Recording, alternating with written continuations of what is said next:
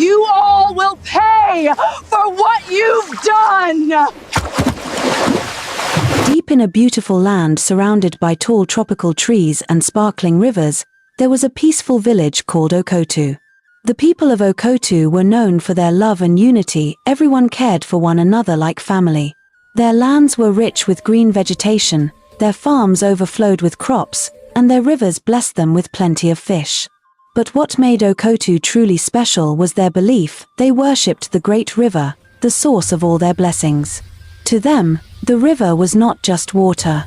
It was life itself. The people of Okotu were hardworking. Most of them were farmers, traders, and fishermen. Every year, they held a grand celebration called the Rivers Festival.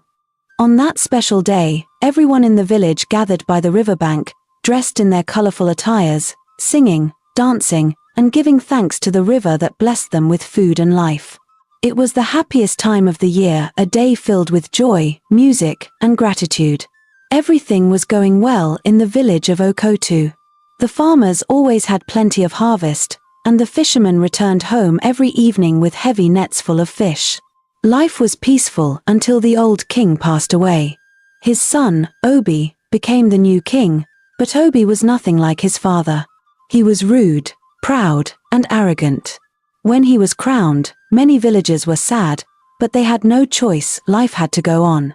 Not long after his coronation, King Obi began to destroy some of the village's oldest traditions.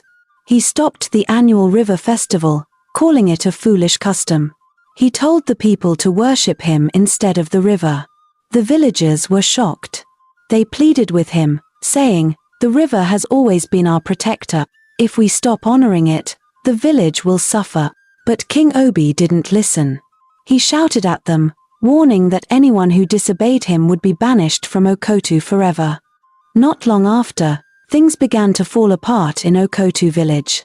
The once green farmlands started to dry up, and the plants slowly withered under the sun.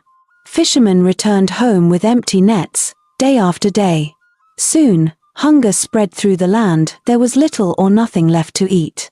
The laughter and joy that once filled the village were gone, replaced by silence and worry. The elders went to King Obi, begging him to make peace with the river, but his pride wouldn't let him listen. He ignored their pleas and sent them away. As time went on, the villagers began to wander hopelessly, searching for food. The elders grew afraid. They feared that King Obi's pride would destroy Okotu forever.